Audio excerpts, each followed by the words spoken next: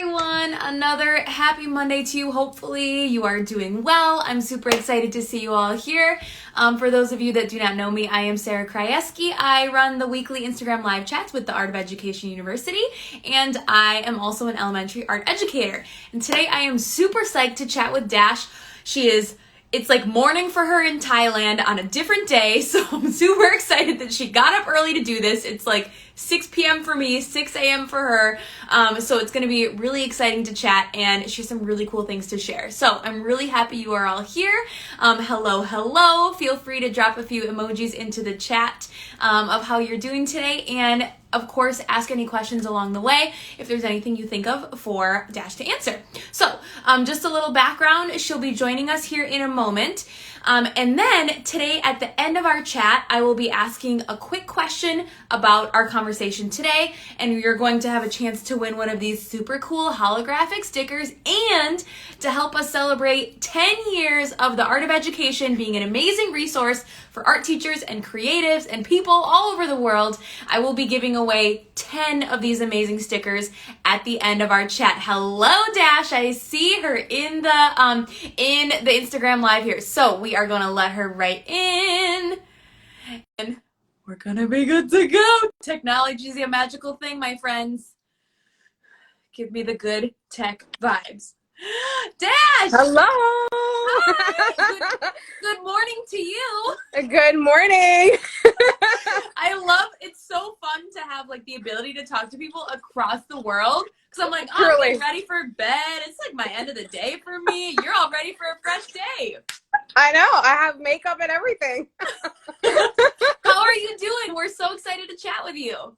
I am really good. I'm fully awake. I slept even earlier last night. I was like, okay, must go to bed. Must get my 8 hours of sleep. Well, thank you for getting up at 6 a.m. for us to like be here and alert and awake so we can chat with you about all the amazing things that you are doing. So, oh my gosh. Welcome. Yes, we're excited. So excited. Yes. So let's just dive right into it so we can get kind of rolling. And like I said, anybody that is interested and wants to ask some questions along the way, go ahead and pop those into our question bar or into the chat, and we will happily make sure to get to those as well. So, Dash, super psyched to talk to you about all the really cool things you're doing. But let's just start by you giving us a background about who you are and how long you've been teaching, and about you as an art educator. I am, thank you for asking that question. I am from Thailand and India. I was born here. So my mom's side of the family is from here, and my dad's side is from India. So I have like, I have experiences from both backgrounds of growing up here and in India, mostly in India. I was there for around 16 years. And I started teaching in 2019, right before the pandemic. Buckle up, baby. Yep. 2020 hit, and I was like, what just happened? Well, at least your first year teaching, it like felt like our first year teaching for everybody. So you just did it all at once. It felt like I was in the same boat as everybody, and I didn't feel as lost, which was awesome. And that was around the time, like 2020 last year was around the time that I started finally getting on Instagram. And I was like, okay, I need to look at other art teachers. What are they doing? How are they facilitating their art classes online? What can I do to keep my students engaged in class? Yeah. And last year was a big learning curve for me as an art teacher, as a person. So I'm really grateful for all the experiences that I had last year and all the growth that I did, working on myself, making sure I know really who I am as a teacher. Yeah.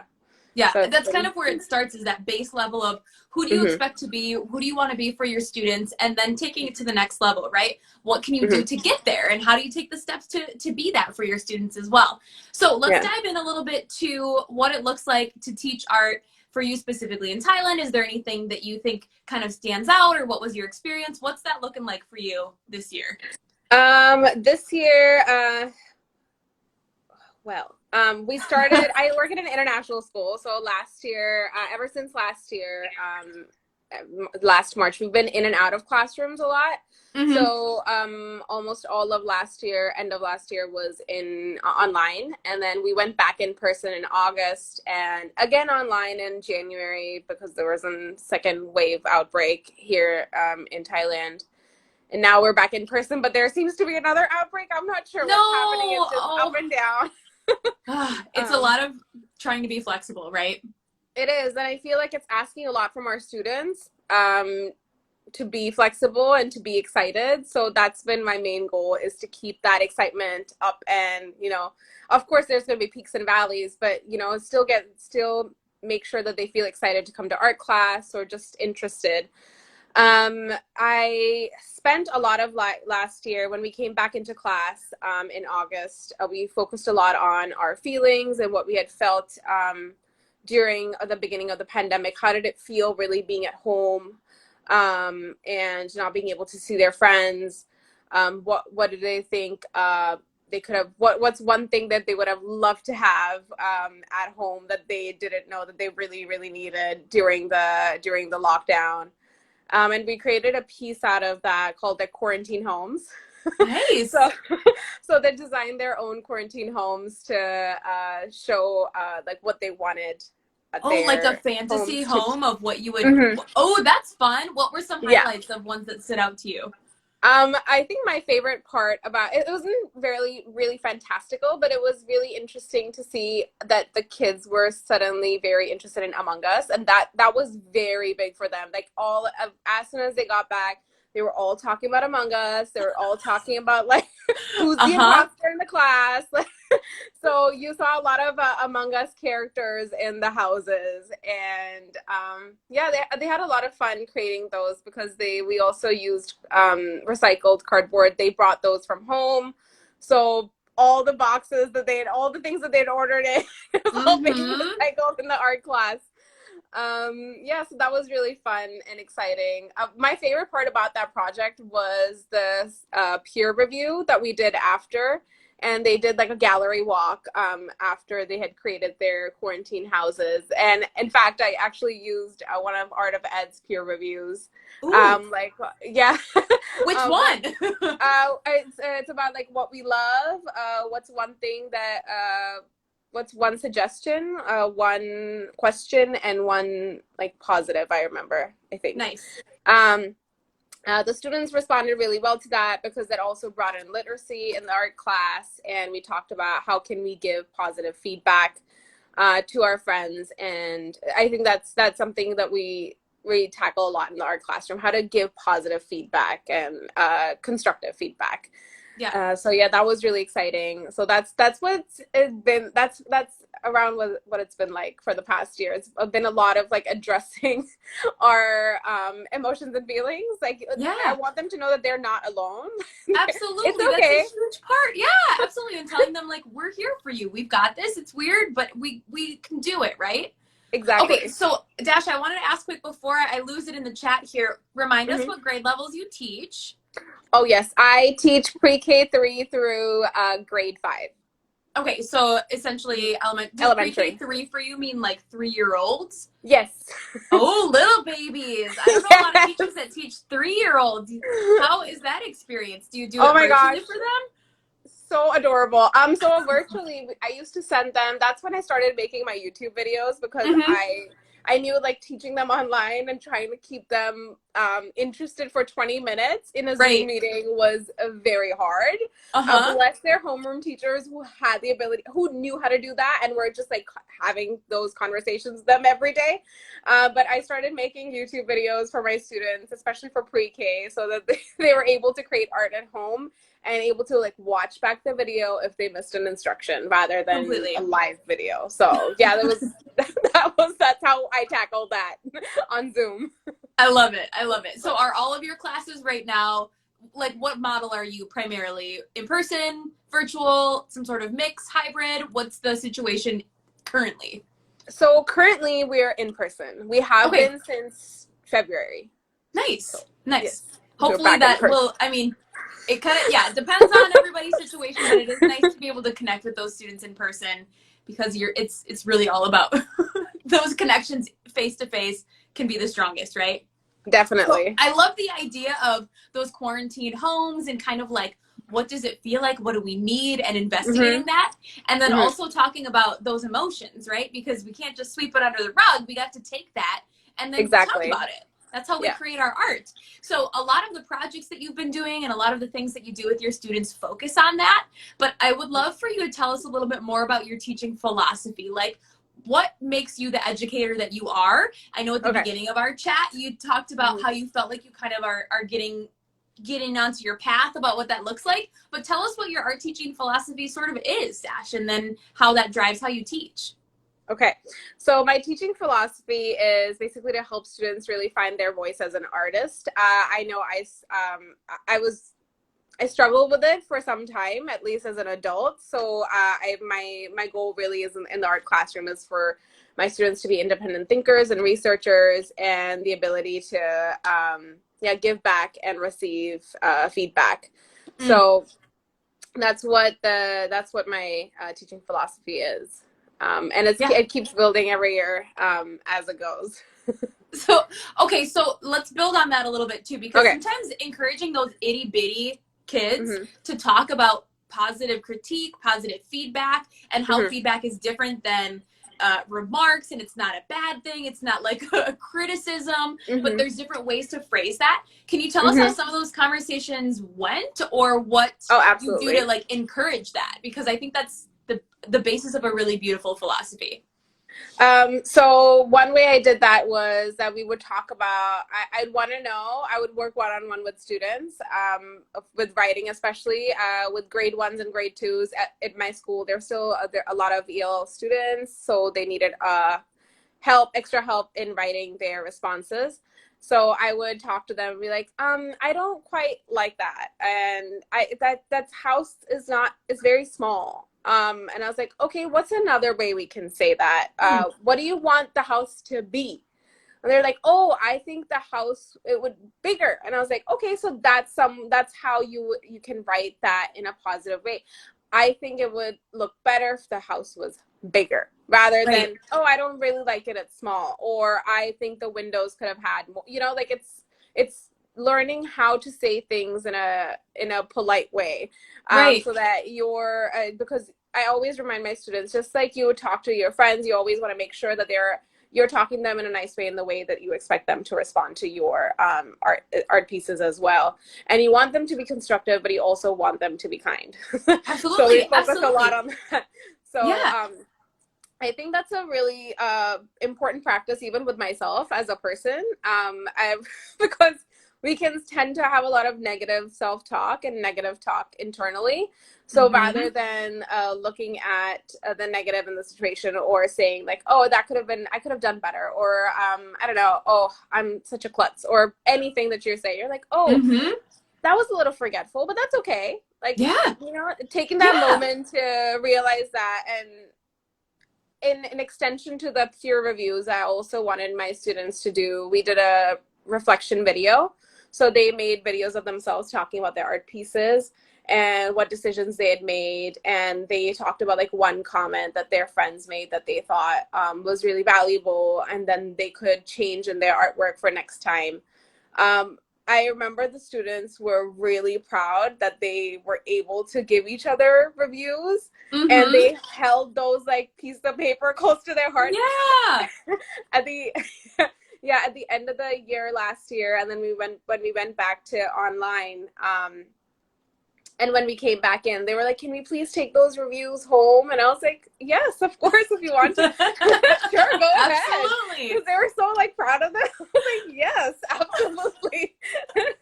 It's so interesting the things they connect to, right? Like that moment where you gave them time to just talk to each other about their work was like pretty impactful and pretty powerful, right? I was not expecting that to be one of the things that was like a big takeaway for them. But honestly, you teaching them how to reframe the way that they speak to each other is essentially giving them permission to practice, to say something like, well, I don't really know if this is how I should say it, but give me some options, help me model how I can reframe my sentence to like put a little positive twist on it. And I love hearing you talk about your teaching philosophy, because like, let's be honest, Dash, it's like basically a life philosophy, right? Like, yes, exactly. Yes, it really is. But like, if at all possible, trying to go with that road of kindness, but also like leading with positivity. We have I'll just share real quick. We have a weekly quote that we read each week. And this week is all about positivity and about how positivity is a mindset and not a mood. So like happiness is a mood. You can feel happy or you're not happy. But positivity is more of a choice that you practice. And trying to intentionally make those decisions can be really difficult to learn and really amazing to model to students too. And something as simple as like taking out the word should from your vocabulary, right? It doesn't like, I should have done this. It's like, well, exactly. You know, what you're putting a lot of pressure on yourself. Yeah, exactly. And now all of a sudden you're putting weighed down. Blocks. Yeah, exactly. So, and I love tying in this component of mental health and advocating for ourselves and modeling that to our students, right? Because where else will they learn it if not from us and the people and the peers around us? Okay, love it so much. So I know that you, particularly at your school, have done some action research, and I'll link over to your website, and I know some people in the chat here are excited about your YouTube, so I will of course be sure to link to your YouTube after this in the Art Event story, so y'all can go and follow Dash there. But can you tell me a little bit about like your work with mindfulness and building positive relationships between students and that sort of action research that you've been working on for a while? So last year, while I was teaching, I was also working on my master's degree, and I knew the topic that I really wanted to explore was mindfulness. And I had seen a lot of in certain grades, I saw a lot of like not a lot of healthy relationships in the classroom, peer relationships. And I wanted to see if I were able to bring in, like, how can I effectively, practice mindfulness in my class, and can that help with peer relationships? I was really new to mindfulness at the time.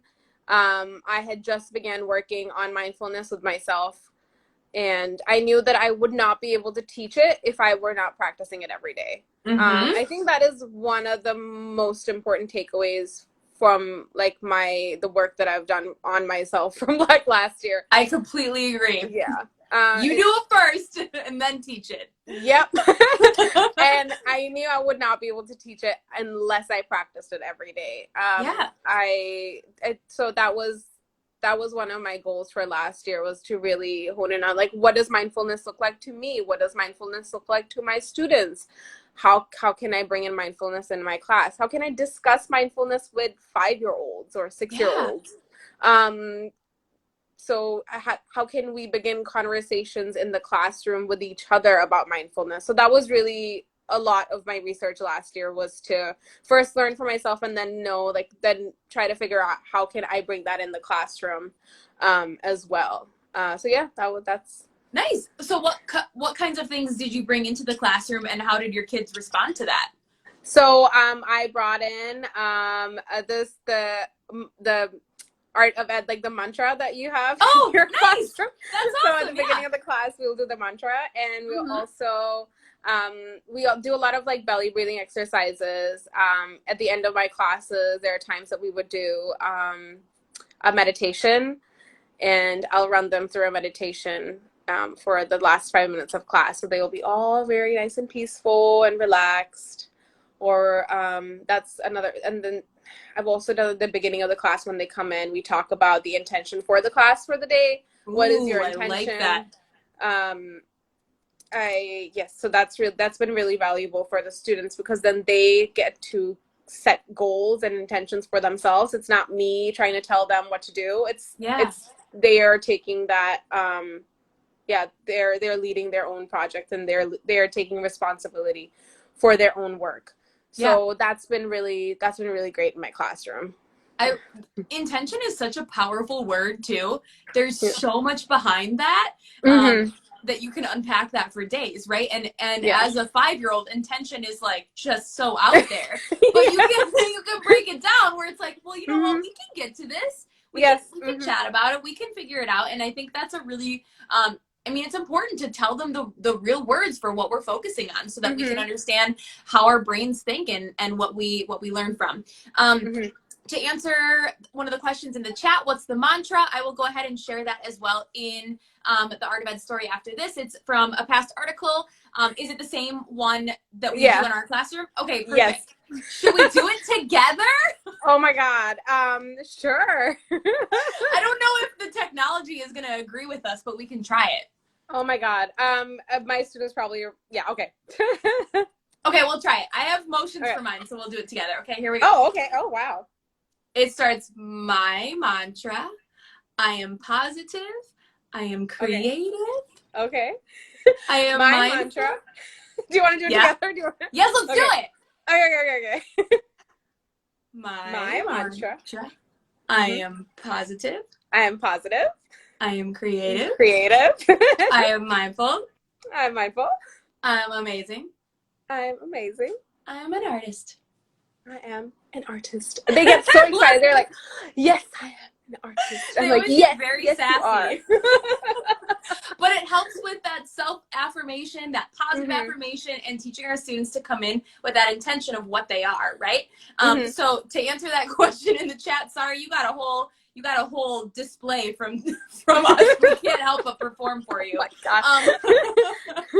So the mantra is a set of a set of sentences, statements that helps our students be ready for art. In fact, we do it every day with every class, and today we had a bunch of new kids because that is what 2021 and 2020 brings us, and so all my new kiddos were there, and I asked the class, I said, why do we do our mantra at the beginning of art? And one kid raised their hand and they're like, to get us ready to make art, to get us ready for art. I'm like, yep. It's as simple as that. That's right. Yeah. For my little one. Yeah. Sorry, go ahead. No, you. No, for our littler ones, for the 3 and 4-year-olds, we have like a welcome song. That's their little mantra. Like, it's like I'm like, so are we ready for class? Shall we sing our art song? And they're like, yes. I mean, like, I definitely want to hear the art song, and it's fine if you don't want to sing it for us, but I'm just saying, if you're going to tell me about a song, I mean, gosh. No, it's probably fine. thought about it. Maybe if you have something on your YouTube, we can share that too, because I think kids totally react to that. They love stuff that they can kind of like jam with and get in the groove with. They love it. They love it. But yeah, it's so funny to see like 3-year-olds get so excited. I have this one class, there's this one student who always screams at the top of her lungs, and I'm like, yes. Sing. I am here for your energy. You are ready for art. I can tell. Absolutely. I love it. Awesome. Okay, so they all say share the song, but I'll let you think about it a little bit. If maybe you want to share. I can share it. Do it, girl. You ready? Okay. All right. 3, 2, 1. Hello. Welcome to our class. Hello. With Miss Dash. One more time. Hello. Welcome to our class. Hello. With Miss Dash. Yay! Thank you so much for humoring us. It's beautiful. Thank you. Cross-curricular to the max, my friend, with the like music and the art. We're just teaching them in so many ways to express yourself. They love it. Yeah. At the beginning of them, like, what is my art song going to be? And I was like, okay, must create something catchy. I didn't realize that my kids were gonna love it so much, and now I like cringe. I'm like, it's okay, it's fine. It's fine. You gotta like start a beatbox with it or something. Like, get some remixes in there. You know what I mean? For real. I love it. For next year. I love it. Thank you again for singing it for us. We very much appreciate it. It's beautiful, and I would love to be a student in your class for sure.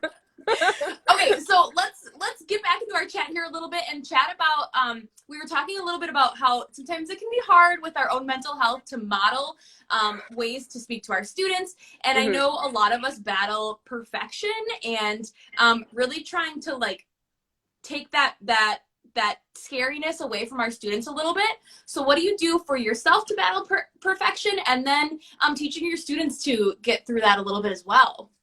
Happy to. I didn't really battle with perfectionism growing up. That was something that built as a young adult. So when I went to college, I suddenly started focusing a lot more on like making everything perfect and being the model student and the model child and making sure everything was because I really wanted my family to be proud of me, even though they were, but in my brain, I was like, I really want to make sure that they have everything, every single thing to be proud of, and that I'm getting all the best grades, that I'm getting no sleep, and that I'm getting, I realized it was unhealthy at the time because I stopped creating art. I was working a lot on like studio work, which was for at the time I was working on like in the interior architecture program. I was producing those projects, but I wasn't creating anything for myself. And growing up, I create all day. My mom was just like, can you just get off? Please can we go eat dinner? I don't know. Aren't you tired? And I was like, no, I love this. This is so much fun. I think I put a lot of pressure on myself. And I think that is exactly what perfectionism is you putting that pressure on yourself and recognizing when you're doing it and how to stop. Yeah. So the conversation that I have with my students in my class, especially, is to look at the big picture, move on from the little details. First, focus on the entirety of the work that you're doing. Mm-hmm. And once you have completed that, go back to something that you were honing in on before. Like you're like, right. What is that one little thing that you wanted to make a perfect circle that in your brain? They're like, it's gotta be perfect. It's like, it does not, but it's okay. How about you pause for a second, you move on, complete your line work, and then we can talk about coming back. And oftentimes they forget about it. Yeah, absolutely. So that's the great part about like, how about, okay, let's pause, move on, come back. And then when they do come back, they don't. They move on to another step. So that's been one way that has been working really well with my students. But it also requires me, asking them to remind you, like, oh, make sure that you move on. And as a general reminder for everybody, let's make sure that we move on to another step, or let's make sure that we don't spend more than 5 minutes on, these list of tasks. I think it's really important to have those conversations because I can see it's made a big difference with students who were battling with perfectionism at a very, very young age. I've seen it in like 5-year-olds, 6-year-olds, and I'm like, where is this coming from? Yeah, that kind of that fear, right? That fear to start a little bit too. And I think just like we model everything else, modeling that mindfulness, modeling, how you talk about art and how we're practicing staying positive, modeling like how to do something quickly and not get stuck can also be really important for them to see too. Quick question about how long are your art classes, Dash?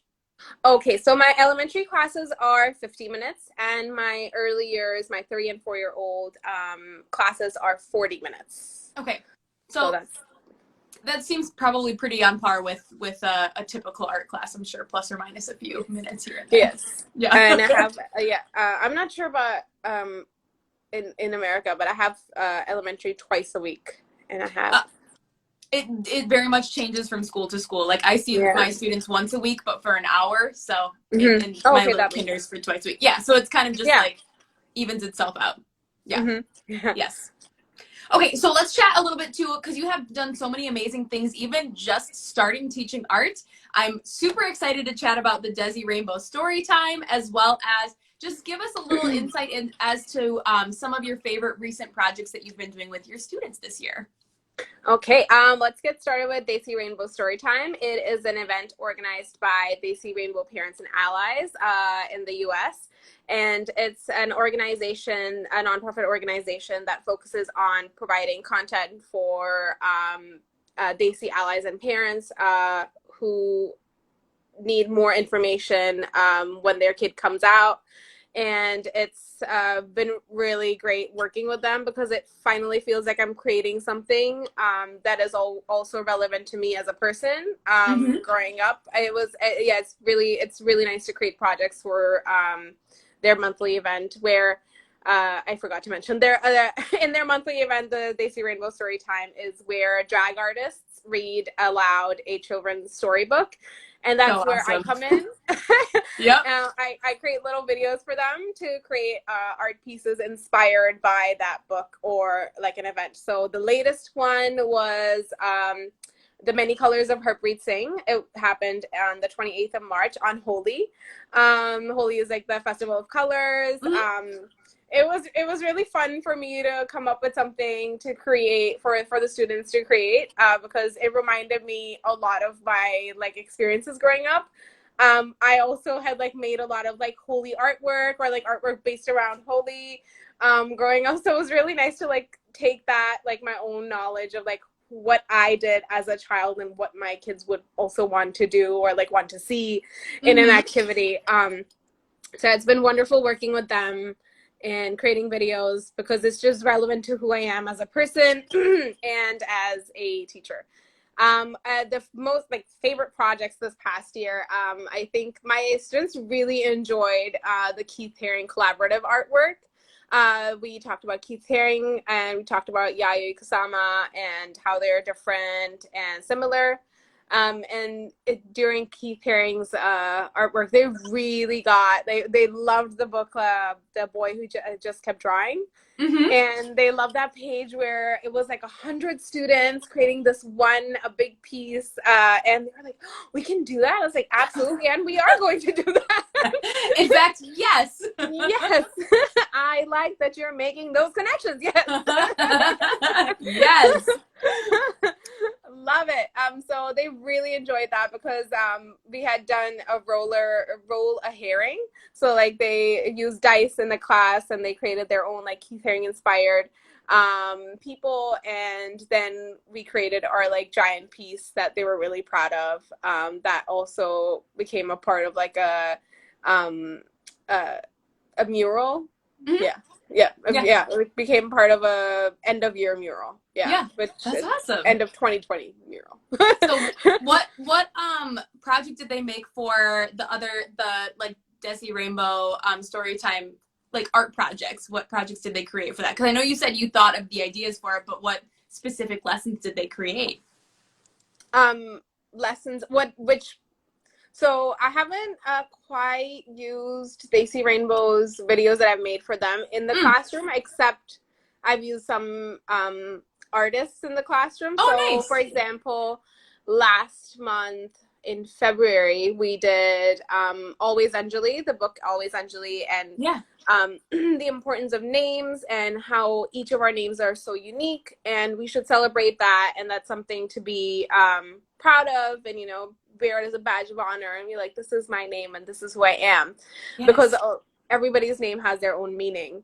So it really reminded me a lot of like, again, my upbringing. I have like two names, Darshlin and Wang Chai. So both are very different, one Indian, one Thai.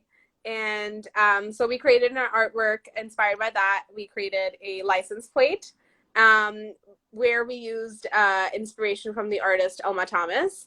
So they created their own background for their license plates and wrote their names on it. So in my classroom, inspired by that activity, we have talked about Elma Thomas and created our mosaics inspired by her and our little like pieces inspired by her. So that's awesome. Yeah. I love it. And you're connecting just left and right, like so many pieces together. It's amazing. It's always fun to give them so much content too, because there's just no way you can't pull something from it, right? Exactly. It's just, there's so many good things. Okay, so last question quick before we ask for your parting words and do a little quick trivia here, is I just know you are such a great advocate for mental health and really trying to just be the best person you can be, which is so important, especially now.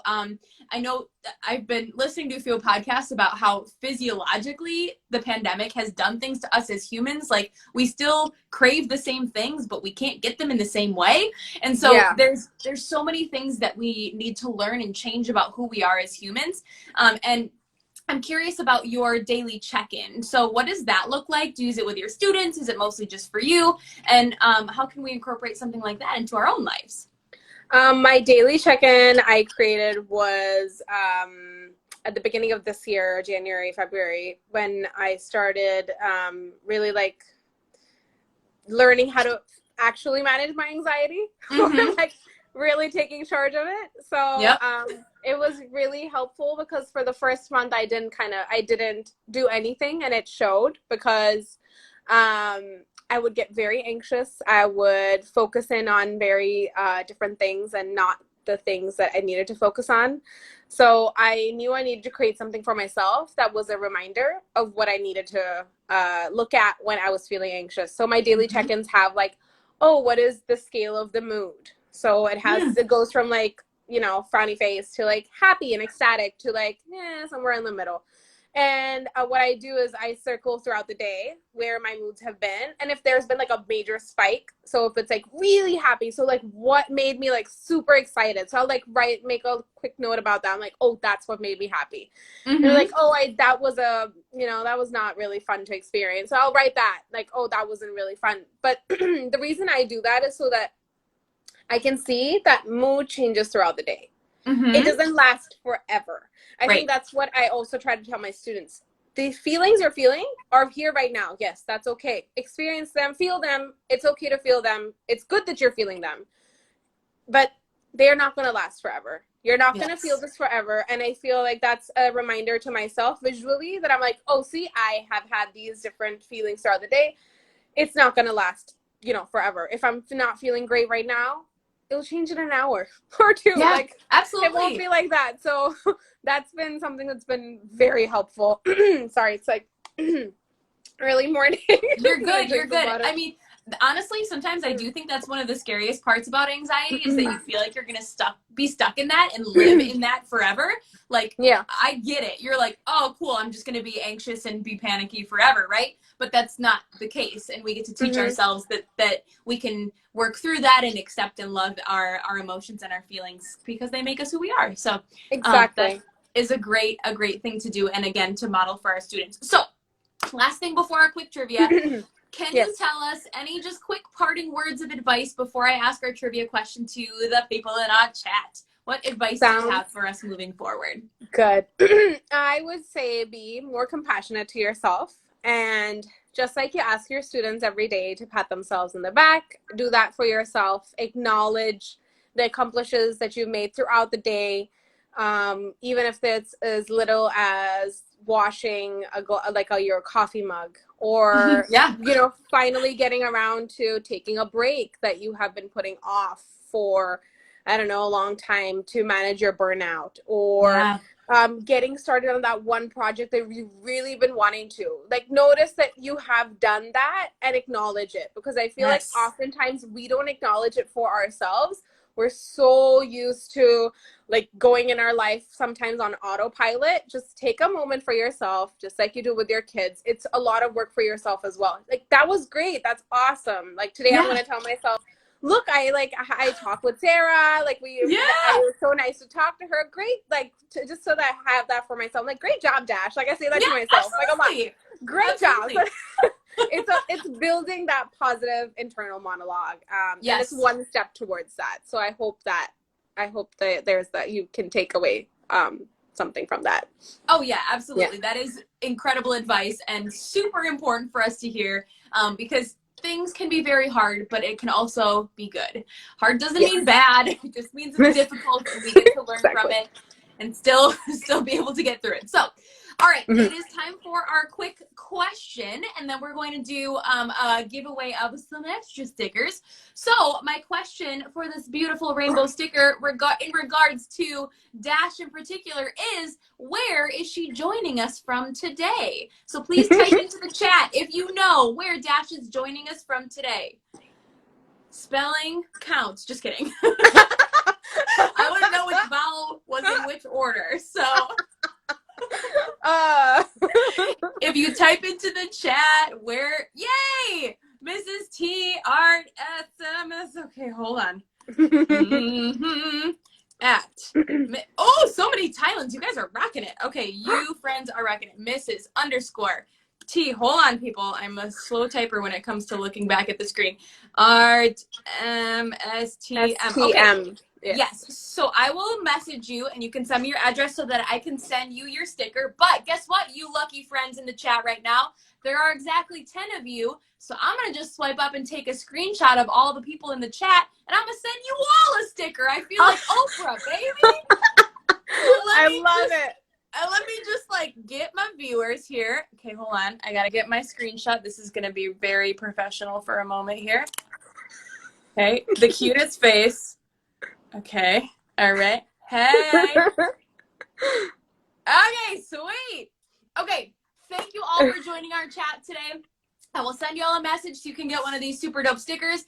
Dash, huge thank you for waking up early and joining us all the way from Thailand and sharing your expertise and your love of art teaching and just your amazing human vibe. I love it. Thank you. It's all right, so y'all with you. Yes, you all go give her a follow. I will be sharing more about your YouTube link and making sure you follow along on her Instagram. So feel free to make sure you give her a little shout out. And I will save this chat in the Instagram live, the IGTV tab for the art event. So y'all can share it and watch it later. Yay! Sounds good. Woohoo! All right. Thank you. Have a great day. Thanks, everyone. Bye. Bye.